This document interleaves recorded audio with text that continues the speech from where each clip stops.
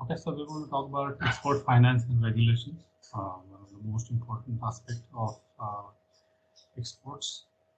Um, what we're going to cover uh, in this session is the pre-shipment and post-shipment finance, exchange control regulations for import and export, the FMI, which is Foreign Exchange Management Act, and methods of international payment settlement.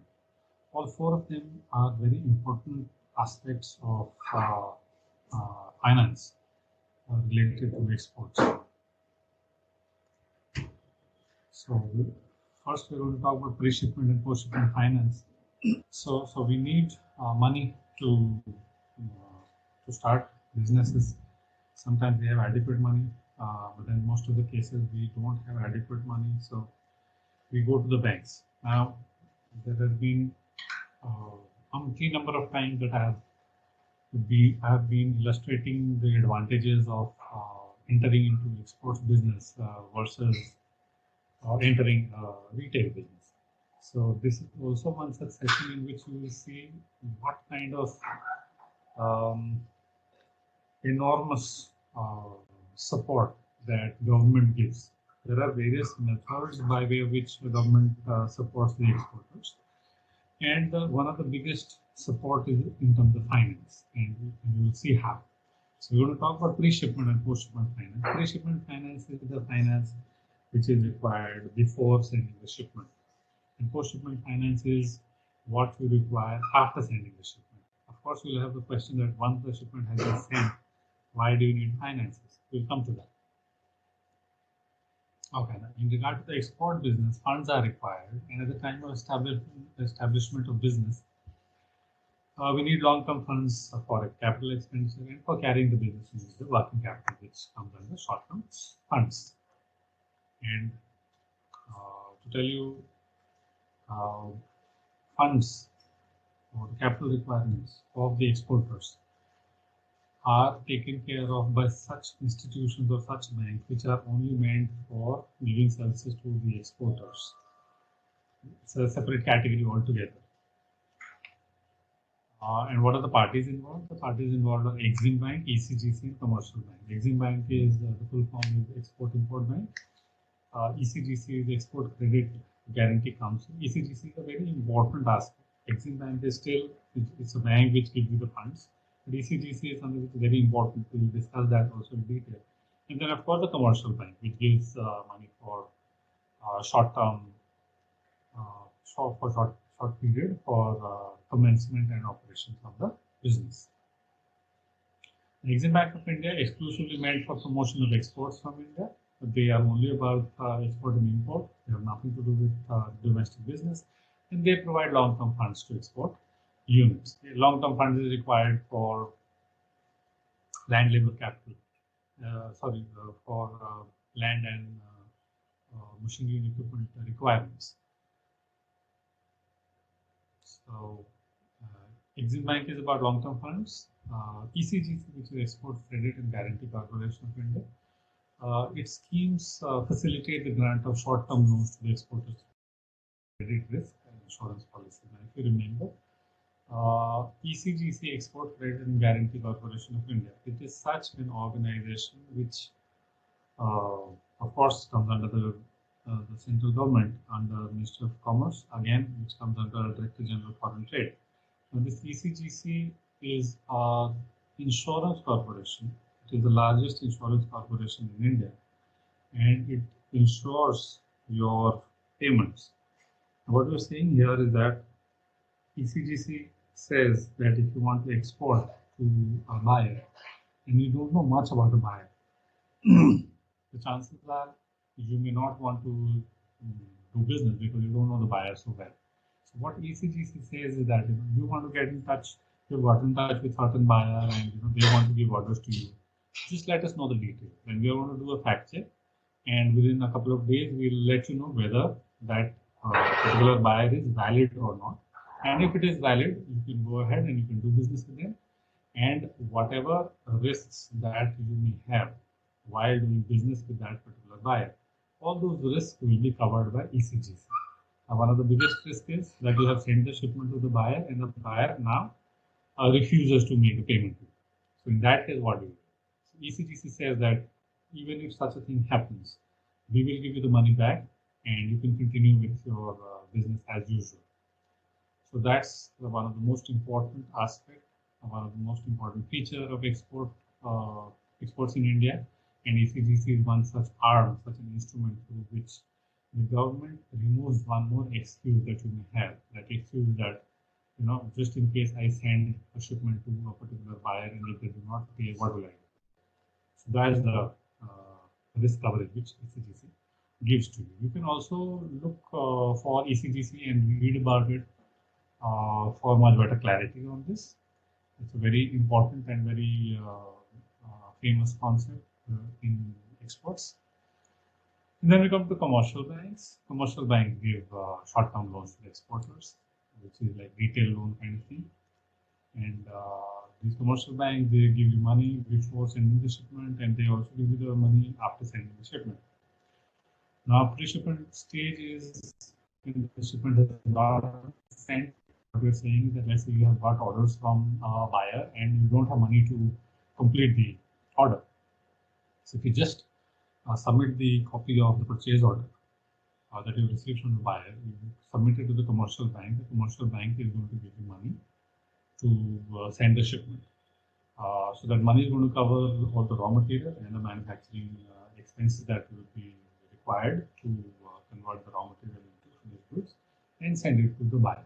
So that is the kind of money that we require for the pre-shipment stage. Post-shipment stage is after you send the shipment. What we're saying is that just because you send the shipment does not mean you have got the money. So the day you send the shipment and the time you get the money, there's a long period, and sometimes the period is anywhere between 10 to 20 days, and it can go on to at least 90 days or maybe more than that. So assuming that you have got 3 orders, you don't have money, you take money from the bank to execute the first order. So once you've done, the bank gives you the money, you execute the first order, you sent it, now you have to execute the second and the third order, but then you have no money left. What do you do now? So the second time when you are asking for money, the second time the money is for the second shipment, even though the first shipment has been sent. The problem is that the payment for the first shipment has not been received as of now. Had you received the payment for the first shipment in the first place within a couple of days, you won't have a requirement for further money from the bank. You could have continued the business with the money that you have got for the first shipment.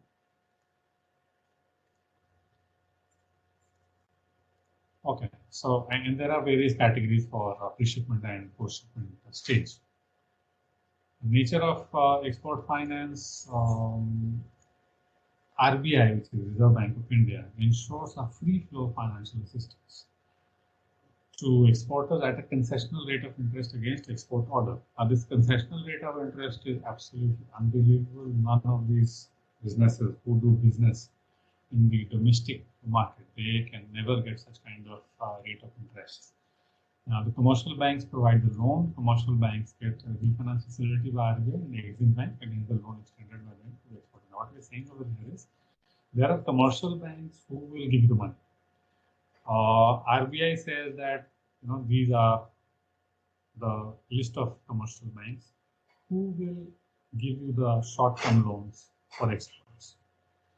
Now, these commercial banks will give you the loan, and it is the job of RBI to provide that money to the commercial bank. So what we're saying is that the commercial bank gives you 100 rupees, and later on commercial bank take that 100 rupees from RBI. So RBI gives you the money through commercial banks.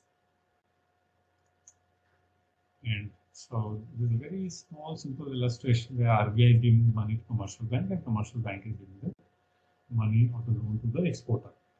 RBI may not have offices in all the cities of India, but then there are a lot of commercial banks. Every city would have half a dozen commercial banks. So a commercial bank is one of those instruments or a channel through which RBI provides money to the exporter, short-term loans. Now, we come to the general guidelines to the banks for export finance. The application for export finance have to be disposed of immediately in the benefit of the exporters. And this line is very important. The government of India and the DGF, the Director General of Foreign Trade, has given very strict instruction to these banks, the commercial banks, that if an exporter applies for a loan, within 15 days you have to either give the loan to the exporter, or within 15 days you will have to give a valid reason why you have not given the money to the exporter. So you can very well imagine that there is a lot of pressure on the banks to give the money to the exporter, which otherwise in the domestic, if we talk about the domestic space, you go to any of these banks like SBI and other things, and you say that I want to do business, open a retail store, or do whatever. There is no instruction to the bank that you have to give the loans, or you have to give valid reason within 15 days why you have not given the loan to you. So, in fact, it is the other way around. In case of retail business, it is entirely up to the discretion of the bank to decide whether they want to give the money to you or not. But in case of export and import, this discretion does not lie with the banks. Banks have to make decisions in the given time interval, and more often than not, the banks have to give the loans to the exporters for reasons which are very minor and which are not valid, or maybe which are not so important. The banks cannot withhold your application and not give you the money. So that's an important aspect of export and import. And the second point is the bank should consider the export activity in totality and grant adequate amount of credit. Now, there's one more instruction that is given to the bank, is that when an exporter applies for a loan, then what is the amount of money that you will give to the exporter? So what we are saying over here is that the banks have been told that you have to look at the picture in totality, and then accordingly you have to calculate the loan amount. What we are saying here is that let's say you have just started export business, and let's say you have got one small order from let's say a Mango or a Zara. Now, and this order could be just, let's say, 500 odd pieces. And so the amount of money that you require is, let's say, 10 lakh rupees. Now, the bank says 10 lakh rupees, we'll just give you 2 lakh rupees. Now, the bank cannot do that, because it is a common knowledge that Zara or Mango happens to be a very big buyer. And they have been known to give great orders, good quantities over a period of time. So if you look at this scenario in totality, it means that you have got a great buyer in your hand. You have got one small order as of now, and in future you are going to get a lot more orders with larger quantities. So if you look at this, the bank should be giving you adequate amount of credit so that you are able to comfortably execute the first order for Zara and thereby give good service to Zara, which is going to then lead to great quantities in the future. Now, while assessing the exporters' past performance and future potential of the business activities considered, the bank, they are supposed to assess the exporters. They are going to have a small interview with the exporter and assess the credibility of the exporter. That is one, on a personal basis. Second is the past performance. The banks, they will be asking you whatever exports you have done in the last 3 years at least. If they haven't worked earlier, there's a separate way of considering it. Otherwise, if you've had some kind of a performance, they are going to ask for a balance sheet so that they can see the past performance. And they are also supposed to look at the future potential of the business activity. Like I said, if you are getting orders from very big buyers and the orders may be small as of now, the assessment by the buyer would be that the future is going to be very strong for you as an exporter, and therefore they should be giving you more money or better grant. In case of new exporters, let's say you want to start exports, so there is no performance that you have. So in that case, the buyers, bankers are told that they have to look at your experience, if you have had any kind of experience in the domestic business, and then other factors must also be taken into consideration. Especially other factors is like you are a Niftian and you are talking about starting in exports in apparel. So this is one of those very important factors where the chances of you succeeding in this business is going to be far high because you have a formal academic background in apparel. So this is just one of them. The other factors would also be what kind of family do you come from, and what kind of past performance your family business has, and what in-depth knowledge do you have about the export markets and about the product and things like that. All those things would be evident when the bank is taking interview. And banks must ensure that the lent funds are used for the implementation of the export order in time. So banks are supposed to give you the money and make all kinds of efforts to give you the money. And after they have given you the money, there is a strict instruction to them that they are also supposed to do the follow-up and monitor the fact that the money that there has been given to you is being used in such a way that you are able to execute the orders on time. So the bank is going to keep a very close watch on your activities. And second thing very important is that the bank will definitely look at the end use of the lend funds. Whatever money that they are giving to you, they are at very unbelievable rate. They are very, very low. So if they are giving you the money for at very low rate of interest, and that is for exports, you can't be using that for buying a car or maybe buying a house and things like that. So the bank is definitely going to ensure that these funds are used only for exports. Okay, so two things that we were supposed to talk about: pre-shipment finance and post-shipment finance. We will take them one by one. First, we're going to talk about pre-shipment finance. Pre-shipment finance provides working capital finance to an exporter. It's a working capital, meaning short-term loan or operations. So the basic purpose of this fund is to enable you as an exporter to source the raw materials, to source the supplies, to undertake the processes or to manufacture, have machines, have these laborers who are going to, or the tailors or the operators who are going to undertake various processes like cutting, stitching, finishing, quality, etc., etc. And it also includes the money that may be required for warehousing or shipping of the goods meant for exports. So, right from buying the fabric to sending the shipment, there will be a lot of small and big expenses. All of that will be covered in this pre-shipment finance. And there are three categories that we have over here. The broad categories, classification of pre-shipment finance. First one is packing credit, second is advance against incentive receivables from government covered by ECTC guarantees. Third one is advance against check or drafts received as advance payment. Now, what do these mean? We'll discuss in detail.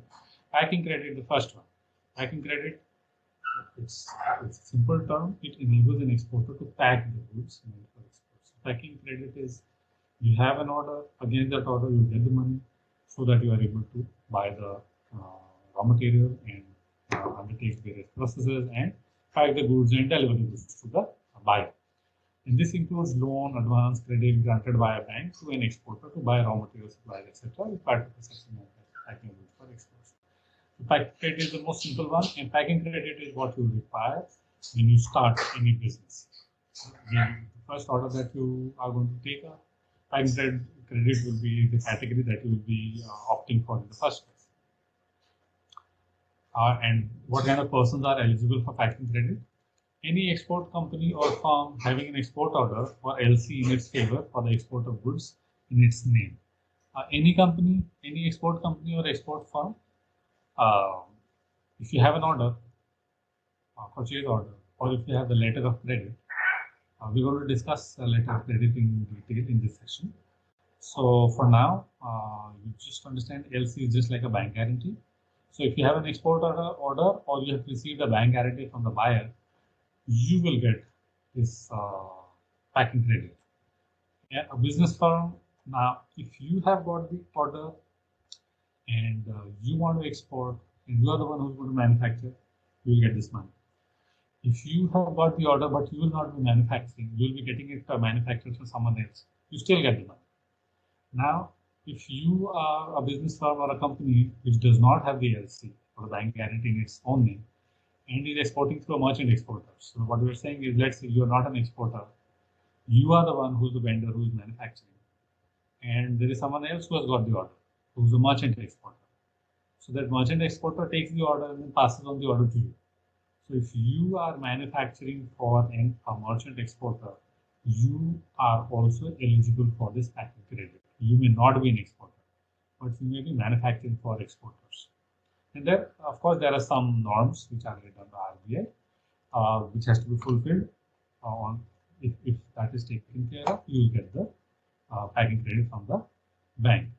And the period of finance, pre-shipment finance is granted for a short period of time, as it is essentially a working capital finance. And the maximum period is 270 days. That's the max.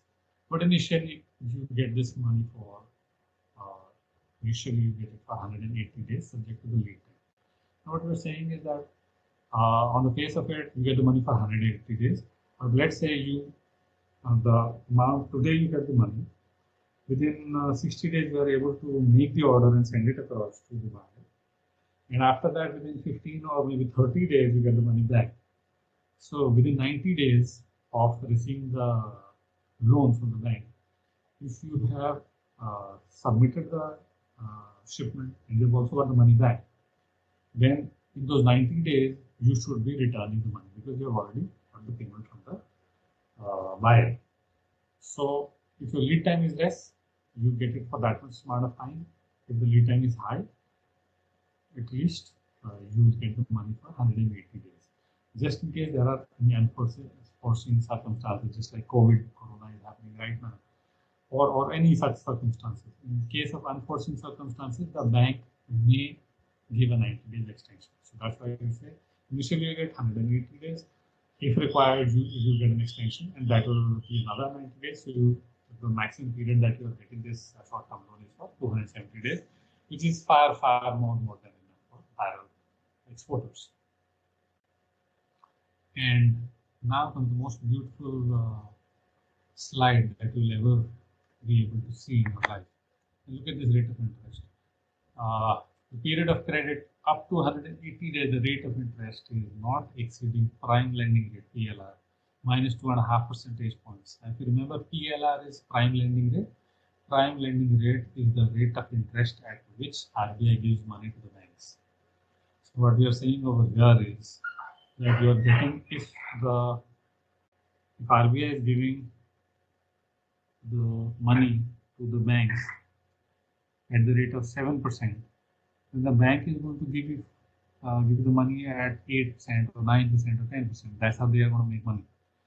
But in case of exports, here, if you're taking the example that RBI is giving money to the banks at the rate of 7%, you will get the money at the rate of 7% minus 2.5%, which is 4.5%. Today, at this age, getting money at the rate of 4.5% per annum is virtually impossible. No one can give that to you in India, at least. So that's the kind of support that the government of India gives to the exporters. So the rate of interest is next to nothing, up to 180 days. So in case of apparel exports, 180 days is more than enough. Just in case it goes on to 180 to 270 days, then in that case you'll have to pay that 7% PLR, for example, and then plus 2.5%. So you will be getting the money at 7 plus 2.5%, which is 9.5. Now the bank may give you the money at the rate of 9.5% or maybe less, but it cannot exceed that 7 plus 2.5 percentage points. So the bank will not give you the money for more than 9.5% per annum, and that will be only for the period beyond 180 days. So the first 180 days is at the rate of 4.5%. And for the remaining 90 days, you will be paying 7 plus 2.5 percentage point per annum. And if something still does not fall in place, you get another 90 days extension, which is from 270 to 360 days. But in that case, the rate of interest will be fixed by the bank. So if you look at it in totality, it is one of the most important support that the government can give to the exporters. And now we come to the steps. Fairly simple. there is an application form which you'll get from the bank. You have to fill the application form, and in the application form there will be a list of documents which will be mentioned. You will have to submit all the documents. In fact, today latest provision that we've had from the GIP in the foreign trade policy in 2017. All the documents which are given by the government, all of that is can be uploaded by you in the website provided to you by the Director General of Foreign Trade.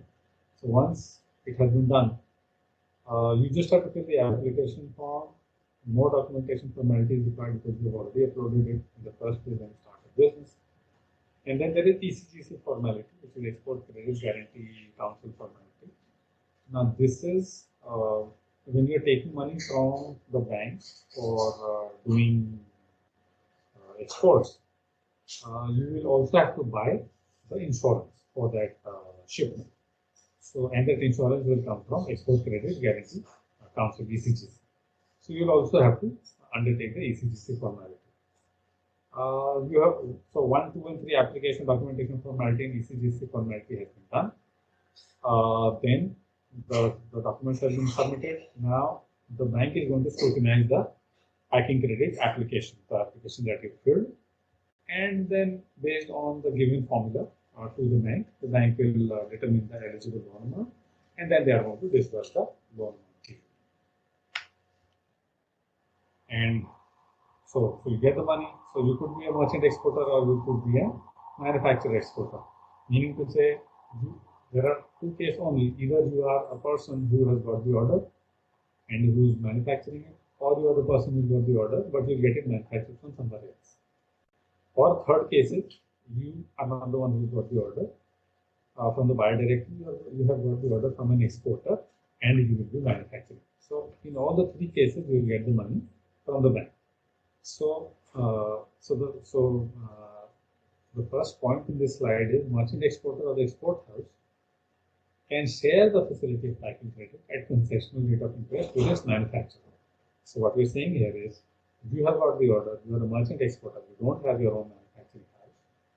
You can, you got the order, you can take the loan, the packing credit from the bank, and you can share that loan with your vendor, the manufacturer, at concessional rate of interest. So you can ask the bank to give certain amount of that loan directly to the manufacturer or to the vendor who is going to make the shipment for you.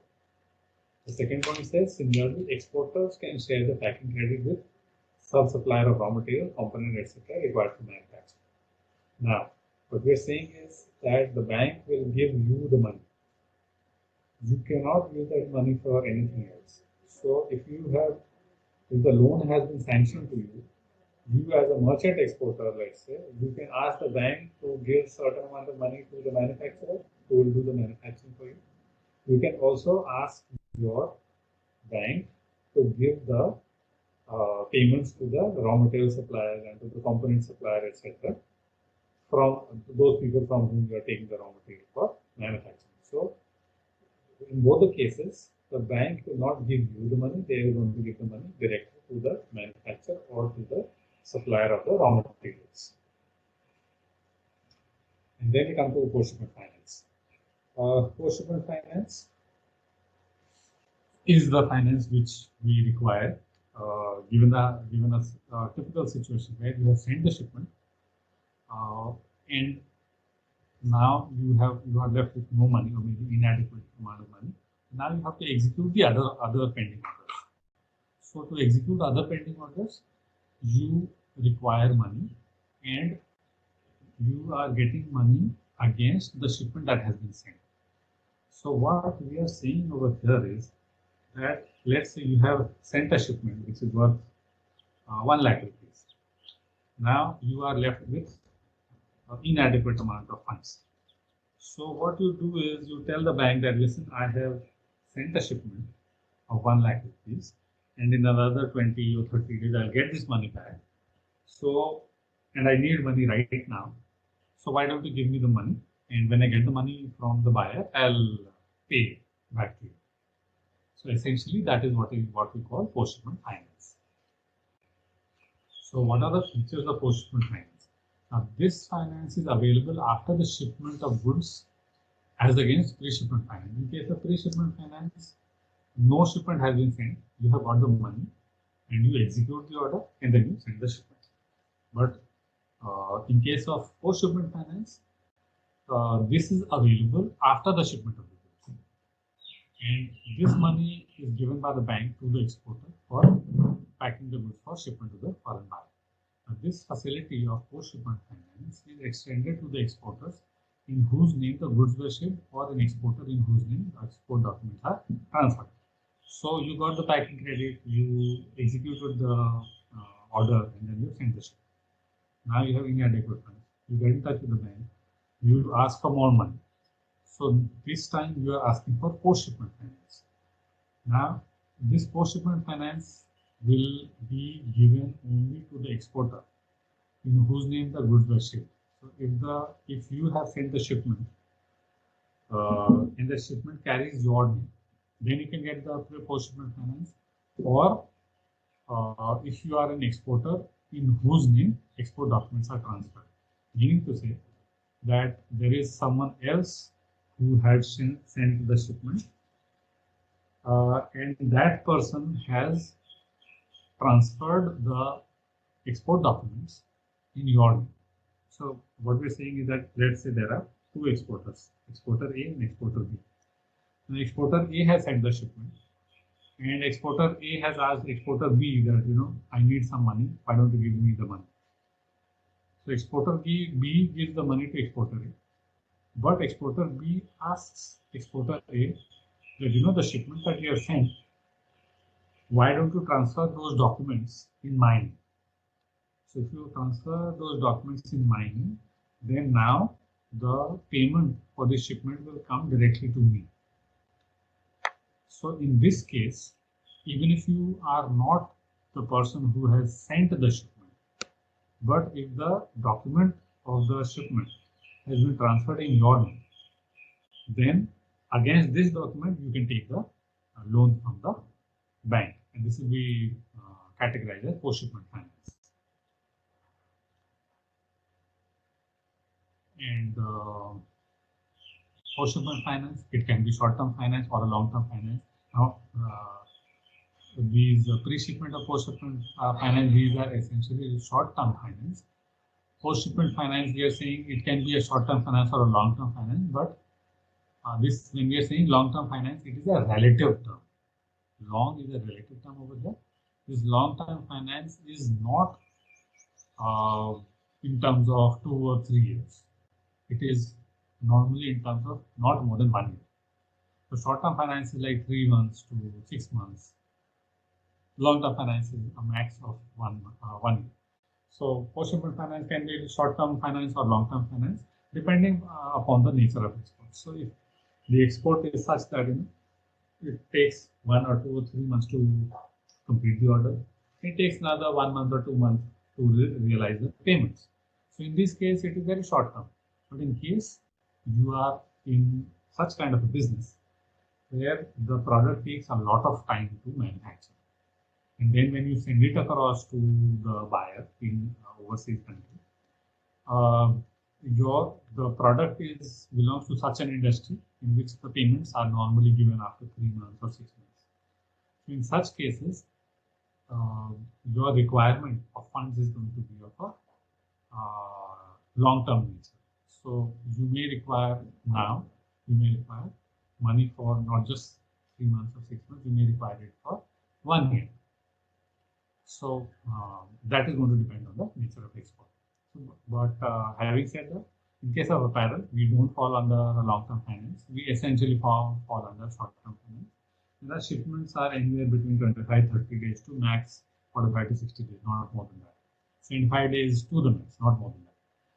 Now, post-shipment finance, it is essentially a working capital finance granted on the strength of accounts receivable. Meaning to say, this post-shipment finance is given on the basis of how much money you are expected to receive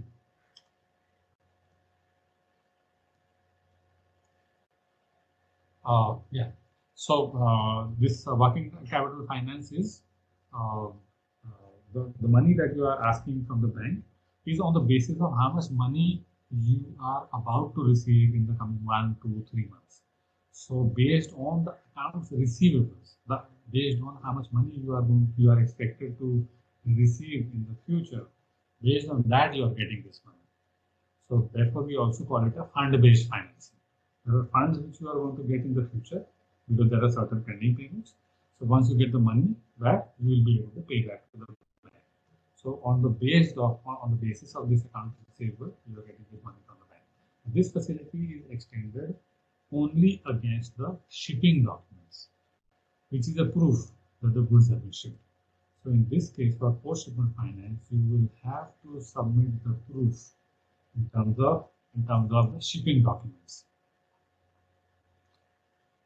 which give the proof that you have actually exported.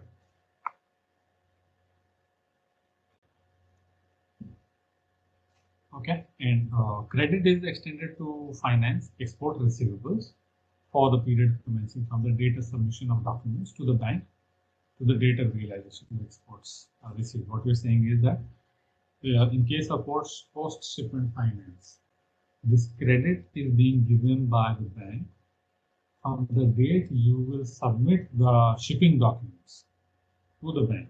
Shipping documents of that shipment which has already been sent by you to the buyer and haven't received the payment. So on the date you have submitted the documents, from that date till the date you have got the money back from the exporter. For only that period of time you will be getting this money. So the moment you get the money back from the buyer, then immediately you will have to pay back the bank which has given you the post-shipment finance. So this is very short, for a very short period. And the post-shipment credit is essentially a form of fund-based finance. Like I said, the financing is based on funds. There is some financing that you get in terms of the mortgage, that I have land or some asset and mortgaging it, and against which the bank is giving money. Here, the bank is giving me the money on the basis of the future payments that I'll be getting from my buyers against the shipment that I have sent to them. And the concessional, and in this case also, the concessional rate of interest is charged up to a maximum period of 6 months from the delivery date. So in this case, the day you have made the delivery, from that day till the time you have got the payment, within that period, and that period cannot be more than 6 months. Even if that period is more than 6 months, still the bank is going to give you the money only for 6 months at that concessional rate of interest, which, if you remember, was 2.5% less than the prime lending rate. So that brings us to the end of the finance, the pre-shipment finance and post-shipment finance. We're going to talk about exchange control guidelines. Now, whenever we talk about exports, what we're saying is that goods or services, they are going to leave the country and they'll be going to another country. And against that, the buyer residing in another country is going to make the payment to you. Now, because two countries are involved, so therefore, there were two foreign currencies which will be involved. And whenever there are two foreign currencies, then there has to be foreign exchange that will come into play. So, exchange control guidelines is a set of guidelines which have been prescribed in a very clear manner for the exporters and all the concerned persons to understand the framework within which they have to work. So, exchange control guidelines for collection or negotiation of documents. Now, there are two things. One is the rules that will need to be followed in terms of how are you going to operate in the way that you will be sending cross shipments and you will be receiving the payments. That's one part. And the other part is how will the payments come? and in what currency, and whether you can hold the money in another currency or you have to simply get the money exchanged immediately on a particular date. So there are these two aspects. We want to talk about both of them in this session. Okay, so exchange control guidelines for collection, negotiation of documents. Now you see there are two things: collection and negotiation of documents. Collection of documents is whenever you send the documents to the buyer has to collect it, and whoever has the document is symbolically the owner of the shipment. So when you send it for collection, it means you send the documents to the buyer, and the buyer will collect it, and then only the buyer will be able to get the goods released from the customs in their country. Negotiation of documents is when you are submitting the documents to the bank and you tell them, and let's say these documents are proof that you have stuffed the goods onto the ship, which is the proof that you have delivered and you have fulfilled the promise. Now the only thing which is remaining is that the buyer has to make the payment. So this is the document that we're talking about. So when you are submitting the documents to the bank, and normally it has been seen that after submission of the documents, it takes about 15 to 20 days for the payment to come to your account. Now, as businessmen or as exporters, if you ask anyone, any such export house is always running short of cash, running short of money. So, and there are times when, in case of labor payments, it has to be done on a weekly basis, sometimes on in 15 days, but not more than that. So, which means as and when the things are happening in the organization, especially in terms of labor working, you have to make the payments then and there. So imagine a situation where you have sent the shipment, you have submitted the documents, and you have to make the payments to the labor, but you don't have the money. So what you tell the bank is that, I am submitting the documents, which is a proof that I have fulfilled my promise, and now the payment is only supposed to come. And let's say normally the payment comes in 15 to 20 days. So you negotiate these documents, you negotiate with the bank that I'm giving these documents to you, and whenever the payment comes, you keep it. But I need money right now to make payments to the labor. So please, issue money to me immediately, and with an understanding that, let's say my payment comes in 20 days, and the payment is, let's say, 100 rupees. I'm asking the bank that, I need 40 rupees right now because I have to make the payment to the labor. So I take the money from the bank, that 40 rupees, and after 20 days, the payment of 100 rupees comes to the bank. The bank deducts that 40 rupees, which they have lent to you. They will also deduct the interest on these 40 rupees for these 20 days. So they'll deduct the rate, the interest for 20 days, and they'll deduct the 40 rupees that they're given to you, and the balance would be transferred to your account. So that's what happens. So the rule is so while this is happening, the instruction that is given to the exporter is that all shipping documents only through an authorized dealer. Authorized dealer is your bank, and your bank is an authorized dealer only when your bank has been authorized to deal with foreign currency. Any bank which is not allowed to deal with foreign currency, which is not allowed to handle exporters, they are not authorized dealers. So what we are saying here is that the government says that all shipping documents you will submit to your authorized dealer, your bank, except where RBI allows dispatch of shipping document direct to the consignment. What we are saying is that, see, ultimately you have to give the documents to your buyer. Only then the buyer will be able to get the goods cleared from their customs. The government says you will give the documents to your bank will send the documents to the buyer's bank, and the buyer's bank is going to give the documents to the buyer. That is the proper channel, and you're not supposed to bypass it. Exception over here is that if you are a big exporter, let's say you're doing an average of 100 crores in the last 3 years, in that case, you are allowed to send the documents directly to your buyer. You don't have to give it to your bank and then your bank is going to send it to the buyer's bank, because it takes a lot of time. So in case of big exports, you are allowed to send the document direct to the consignee, which is your buyer. And second point, exporters should accept payments against shipment from their overseas buyers through banks only. Just like you have to send the documents to your bank, similarly, you cannot receive the payment from the buyer directly to your account. You will have to get the payment through your bank, not directly to your account. And the last point is usance bills should not be drawn for payments after 6 months. Now, usance bills are such documents in which the exporter agrees that after sending the shipment, you will be receiving the payment from the buyer after a certain period of time. So usance means certain period of time.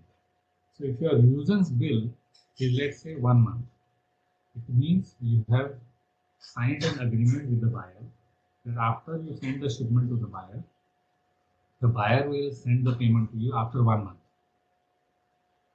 Now these usance bills should not be drawn for payments after 6 months. Meaning to say, if your buyer says that after you send the shipment, I will make the payment after 1 year, you're not allowed to sign such kind of an agreement with the buyer, because the government says your usance bills cannot be more than 6 months. So you have to tell the buyer that my government says that the payments cannot be delayed more than 6 months. So the usance bills, the agreement that I'm going to sign with you is not going to be more than 6 months. So which means latest 6 months you will have to send the payment. That's the guideline given by the government. Continued, invoice and the bill of exchange should be drawn for the amount of shipment as declared on the guarantee receipt form, statutory declaration form, or post parcel form. There are 3 documents that we are talking about over here. One is the GR form, guarantee receipt form, or statutory declaration form, or post parcel form. A guarantee receipt form is a form in which you reveal who is sending, to whom, and what are you sending, and what is the unit cost. The GR form is used when the port that you are using is not electronically empowered. EDI is not. And statutory declaration form is the same form, but then that is a different form which is used in case the port that you are using is already EDI enabled, electronic data interchange. And post parcel form is the same form in a different format, which you have to fill if you are sending the shipment by post. So either of these documents, whatever data it is carrying, the exporter's detail, the importer's detail, the quantity of goods, and the price of the goods per unit, these should be the same in the guaranteed receipt form, and it should be the same in the invoice also, and same in the bill of exchange also. So, meaning to say that the data should not vary in the various forms that you are making and which you have to submit to get your goods cleared in the customs. And in case there are any discount that you are giving to the buyer, then that percentage or the absolute number, either 5% or 10%, whatever, or how much discount, $100, $200. So absolute amount or the discount percentage, it should be declared on the GR or SD or PP form, which is guaranteed receipt form, statutory declaration form, or post parcel form. And the exporter can change the buyer if the situation so demands. So the government allows you to change the detail of the buyer. Now, this can happen if you at any point of time the buyer says, just like COVID-19, after COVID happened, all the buyers in Europe and US, all of them canceled the orders. Now, as an exporter, let's say you have already made the goods and the buyer has cancelled the order. So in that case, you will be looking for other buyers because you have to sell the goods to someone or the other. So just in case the original buyer has refused, you get in touch with some other buyer and the buyer says, okay, fine, I'll take it. So in that case, obviously, you'll have to make the changes in all the documents. So the government allows you to make changes in terms of the details of the buyer if the situation demands. And one very important thing which you should not forget at any cost is the shipping documents should be presented to the authorized dealer within 21 days from the date of shipment. The moment you send the shipment, within that week itself, please submit the documents. The latest period is 21 days. Beyond 21 days, there's going to be a huge problem. The validity of the documents itself is becomes a question mark. The validity expires. So please remember, the moment you send the shipment, within 21 days, you have to submit all the documents to your bank.